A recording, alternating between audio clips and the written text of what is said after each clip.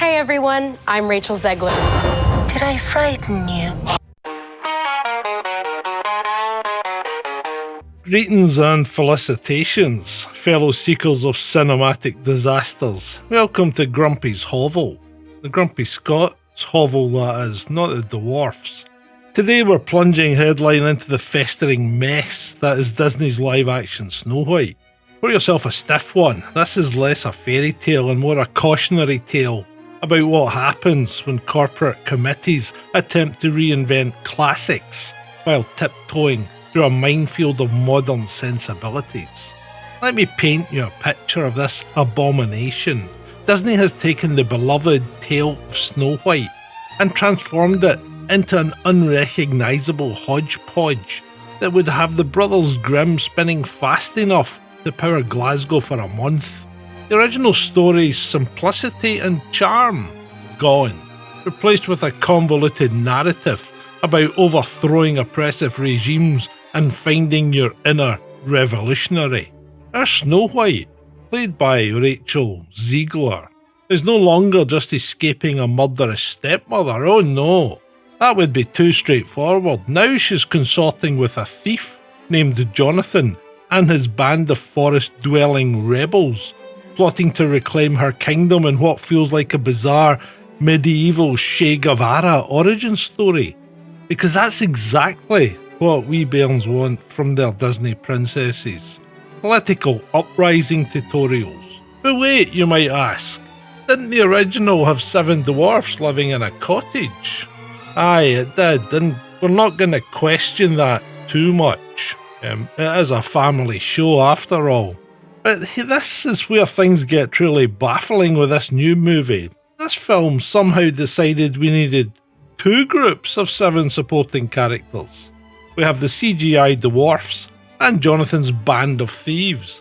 It's like they had 2 competing scripts and some numpty executive said, why choose? Let's cram both in and double the audience confusion. Certainly didn't double the takings. Speaking of those dwarfs, dear Lord above, who approved these digital abominations? These CGI monstrosities look like they might happen if you asked an AI program to create small men after feeding it images of melted candles and taxidermied rodents. They reside firmly in that special circle of the uncanny valley reserved for things that will haunt your dreams for decades.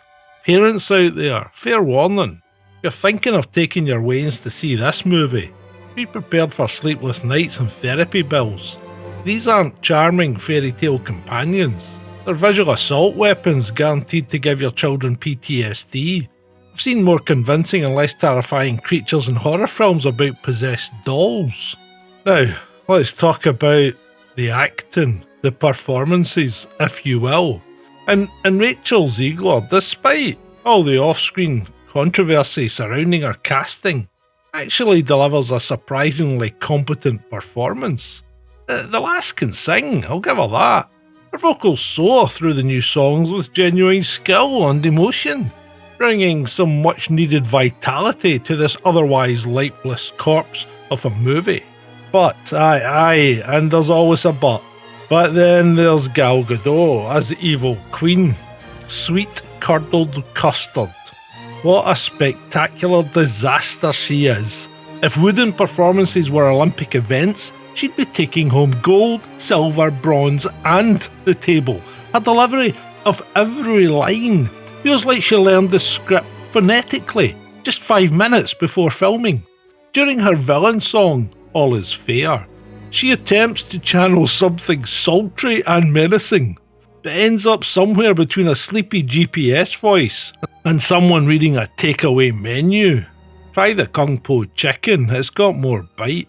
Watching her perform is like observing a beautiful plank of wood that's been enchanted to approximate human emotion but hasn't quite mastered the basics. Then we have Jonathan and his merry band of utterly forgettable forest-dwelling revolutionaries. These characters contribute absolutely nothing that couldn't have been accomplished with fewer bodies and more competent writing. Instead of giving us 2 or 3 well-developed supporting characters, We get 7 interchangeable nobodies sharing approximately one personality between them. The only explanation for their existence seems to be a bizarre desire to mirror the number 7 from the dwarfs. It's as if someone said, you know what this story needs? More unnecessary characters with no development. I truly feel sorry for the only actual dwarf, the actor playing Quig, George Appleby. He deserves better than being the only remotely memorable member of this pointless troupe. Oh, and we have to give an honourable mention to Dinklage, who despite becoming famous playing dwarfs, stuck his oar in and convinced Disney that giving the parts to actual dwarf actors was playing to stereotypes. Fucking genius there, Peter. Talking about poisoned apples, there is one at the centre of this disaster. The film's messaging. Disney seems utterly confused about what statement it's trying to make. Is it a traditional fairy tale? A commentary on fascism? A girl power anthem? A lecture on class struggle? It tries to be all these things simultaneously, resulting in a mind-boggling tonal whiplash that would snap a lesser viewer's neck. The film veers wildly between nostalgic recreation of the animated classic and revisionist Marxist narrative. 1 minute Snow White is singing with woodland creatures, the next she's delivering what amounts to a revolutionary manifesto about overthrowing systems of oppression. And it's as jarring as finding a dissertation on economic theory stuffed inside your 4-year-old's picture book. Now, I'm not one to wade into the swamp of casting controversies, well, not that much, but this film managed to bungle even that aspect spectacularly. The backlash against Ziegler's casting revealed some genuinely ugly racism, no doubt about that, but Disney's approach wasn't to thoughtfully integrate diversity. It was to cast a Latina actress and then give her character a storyline about being a thief's accomplice and overthrowing authority. That's not progressive. That's reinforcing stereotypes while patting yourself on the back for diversity points. If you're going to break tradition with casting, perhaps avoid storylines that play into the very prejudices you're supposedly challenging. This isn't representation. It's corporate cynicism masquerading as progressiveness. If there's anything redeemable about this absolute clanger of a movie, it's that it provides a perfect case study on how not to reimagine a classic. Disney has managed to create something that will satisfy absolutely nobody. Not traditionalists, not progressives, not children, not adults, and certainly not anyone with functioning eyeballs or a passing familiarity with competent storytelling. The only winners here are the therapists who'll be treating the nightmares induced by those CGI dwarfs for years to come. Save your money, protect your children and preserve your sanity. This Snow White is best left uneaten, like a glossy apple rotting from the inside out. And to be fair, the box office is showing that you think that as well. And that, my friends, is the unvarnished truth from your friendly neighbourhood Grumpy Scott. If you enjoyed this descent into cinematic hell, remember to like, subscribe and pour yourself a strong whiskey. You've earned it after enduring this review. Until next time, when we'll tackle another Hollywood disaster that'll make this one look like bloody Shakespeare. Bye. Weird.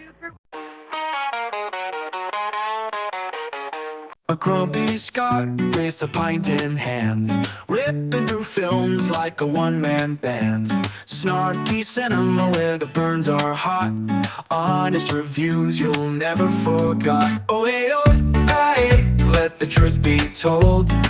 No sugar here, it's biting and bold. With smirk and a scowl and a hearty laugh, the grumpy Scot is here to riff your craft.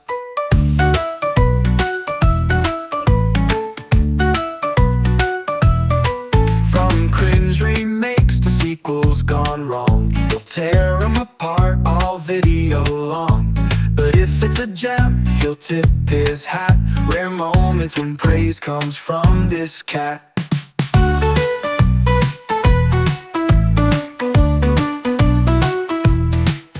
From cringe remakes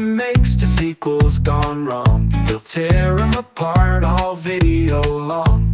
But if it's a gem, he'll tip his hat. Rare moments when praise comes from this cat.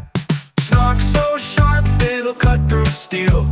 Honesty that you can taste and feel. No fluff, no fuss, it's the Scottish creed. For brutal truth, the world does plead. Oh, hey, oh, aye, let the truth be told.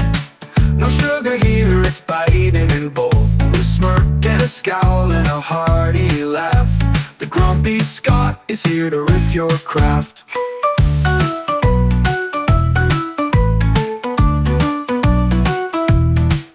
So grab your popcorn and duck for cover. It's cinema chats with a twist to discover. Snarky Scot with reviews that sting. A brutally honest movie rating king.